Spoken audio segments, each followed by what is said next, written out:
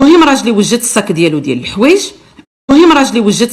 ديال الحوايج وحطو حداه، غير كملوا الماكله وسلمت عليه وقالت لي عمتي ما تقلقيش، راه غير حنايا، راه غير معنا حنايا، ما تخافيش عليه، راه ماشي.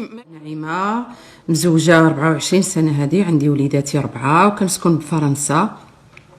هذه عام ونص كنمشي عند خويا بزاف كنشوف باللي بنته 23 سنه كملت الدراسه ديالها وكتطلبني كتقول لي عمتي ساعديني، انا بغيتك تساعديني تشوفي لي مدرسه تما حداك نفاليدي الدبلوم ديالي، وخاصها الفلوس باش تبلوكي على الفيزا ديالها. المهم عطيتها 8 المليون، ساعدتها على تبلوكي الفلوس باش تكمل الدوسي ديالها، ودرت لها الوراق هنايا، الدوسي ديالها كامل عاونتها عليه هنايا في المدرسه اللي اتصلت بهم هنايا بفان. الا واحد النهار كتفاجئني كتقول لي راه قبلوا لي الدوسي وجات في الايام الاولى كنا مزيانين، الا وكنشوف واحد التغير كبير بينها وبين راجلي. الدريه كتهبط عريانه شويه، ما كتلبش داكشي مغطي، كتوشوش معاه في الكوزينه، ملي كتجلس تاكل معايا كتعطيني بالظهر. راجلي كيضحك معاها هي ملي كيلفت وجهه ليا انايا، النظرات ديالو ماشي هما هادوك. انا ما قلت ماشي ما رديتش البال بزاف. المهم ملي كندخل من الخدمه كتكون هي الدار في الدار لتحت، غير كندخل كتطلع الفوق، ما بقاتش كتشوفني، ما بقاتش باغا تشوف في العين ديالي. راجلي كتخرج معاه على برا، كتقول لي كنقلبوا على السطاج ديالها، وملي كتدخل كتطلع كتقول لي عيانه، انا باغا نحفظ، انا هذه ما كدوش معايا الوقت، خلاص ما بقاتش كتبغي تشوف ليا ولا هو كيشوف فيا. المهم دازت واحد 2 سيمان ولا 3 سيمان، الا وكدوز ليا الفيديو عمتي انا فرحانه عطوني الفيزا، وكتقول لي فعلا كانت دافعه الفيزا للدنمارك. قلت لها مبروكه بنتي جاوباتك الدنمارك. قالت لي لا عمتي ليكول اللي جاوباتني هي ليكول نفس ليكول اللي دارت، وغنسكن معاك في الدار ديالك. قلت لها هو ما يمكنش بنتي، كيفاش هاد الشيء كامل كديريه وما علميش بيا، ما بعلميش. المهم تلفت قالت لي لا سيربريز بحالي بحالك. ماما قالت لي يكونوا غير لاله ومولاتي ويديروا لي سيربريز للناس كاملين. المهم هضرت مع راجلي هذيك العشيه، قال لي انا في بالي بليزيور سيمين، علمتني كانت على اتصال بختها وهضرنا ب3 بينا في الفيديو، وقالت لي باللي حتى هي غتجي باش تجي دير لي كل هنايا. المهم عرفت باللي بات عليا، دارت هذاك الشيء خزنه مني انا، ودارت نفس الطريقه اللي دارت وبنفس الفلوس اللي بلوكيت انا 8 المليون مغربيه تما في المغرب. المهم قبل ما تجي فقعات على حاجه بسيطه وخرجت على برا، وتبعها راجلي دوزوا هذيك الليله في لوطيل، دوزوا الليله في لوطيل. لا غد دخل راجلي في لوطيل وجا كيشوف على السكن هنايا، كيخدم بالبيسي ديالو، كيقلب على السكن لمده 1 سيمان. بما جات تلقاو لها مشاو ملي جات صافي مشاو ب3 بهم سكنوا بوحدهم، جامي ما جاتش عندي للدار هنايا. المهم قلت بغيت نعرف اشنو واقع، عرضت حاجه معها راجلي. المهم بقات مطرفه وما كتهضرش معنا، شويه فيها الكلام زايد، كتهضر كتضحك، ما بغاتنيش نحس بشي حاجه.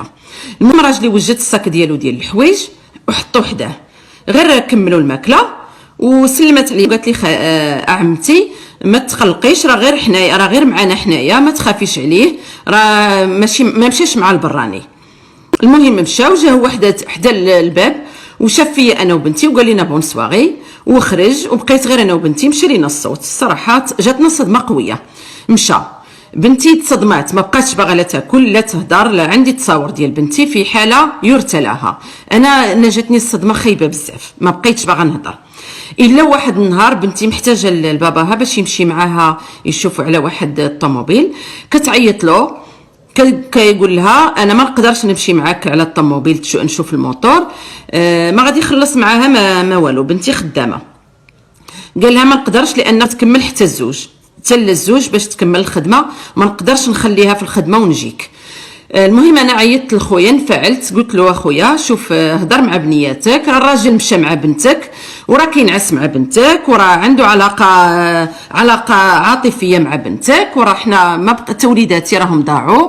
المهم خويا هذيك الليله هضر مع بنياته، حسبوا روسهم باللي خرجوا من عند الدار ديالو، ولكن جامي ما فرقوه لحد الان راهم معاه. واحد النهار انا خدامه وفي شهر ديسمبر هذا، في شهر 12 خدامه، وكيتصل بيا واحد الصديق ديالي، كان عندي نمره التليفون ديالو في الهاتف ديالي، وكيقول لي راه عيان، راه هي عنده مشاكل. قلت له مالك اخويا؟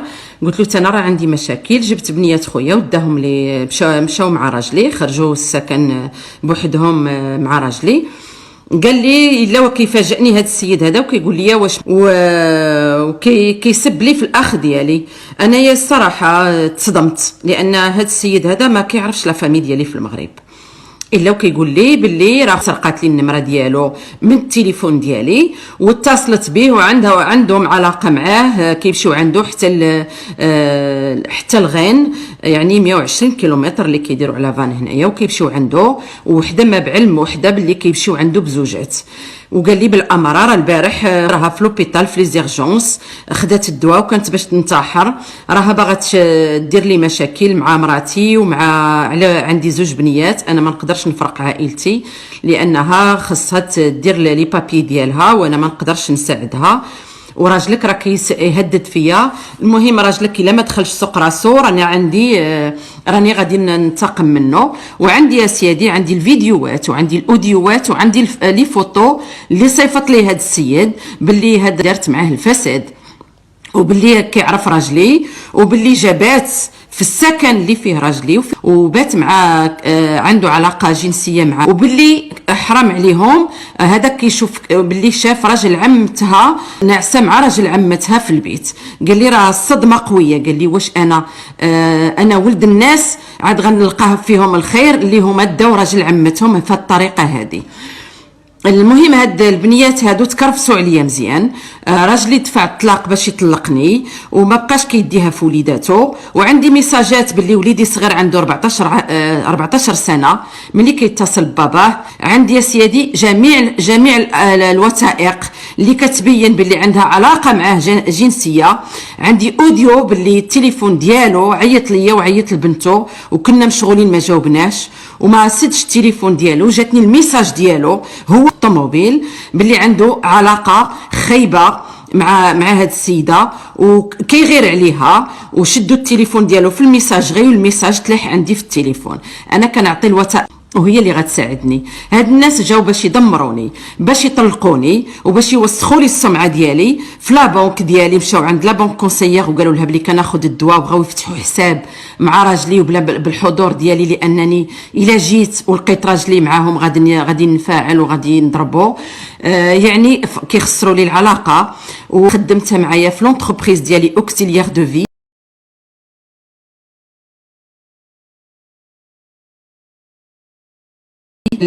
كتبت على الباترون ديالي باللي جريت عليها من بعد وخليتها في الخدمه ماشي مشكل، ولكن اعترضت على العمل ديالي لانني ما يمكنش نبقى حاله فمي وحاله داري للناس بحال هكا.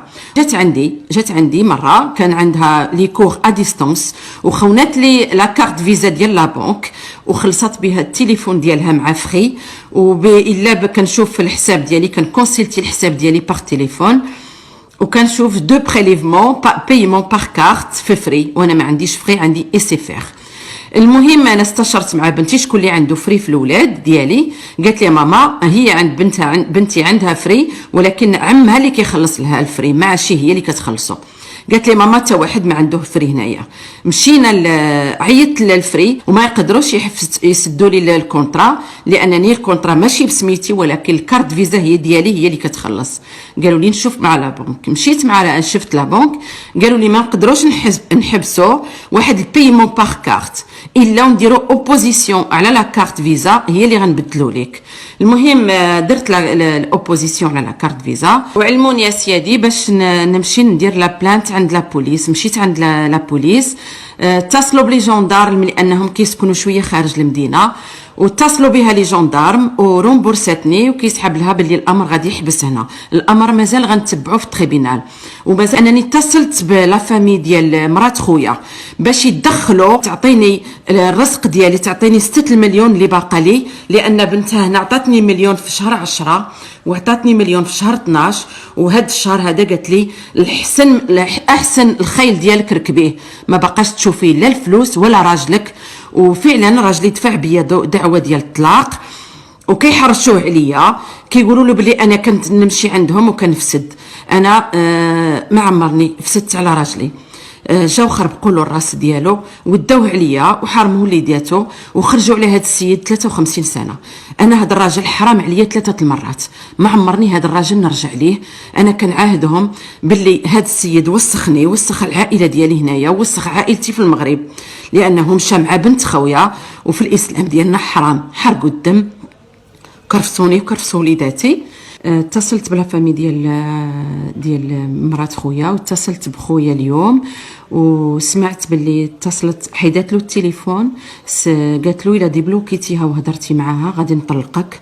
يعني خويا مغلوب عليه الامر، ما قادش يدير حتى شي حاجه، وكطالب باللي ما تردش ليا الفلوس ديالي، وكطالب بالفلوس اللي كليت عندهم مده اسبوع ولا اسبوعين، وكطالب بالفلوس اللي الفلوس ديال الغازوال اللي كيجيو يقلبوا عليا في المطار.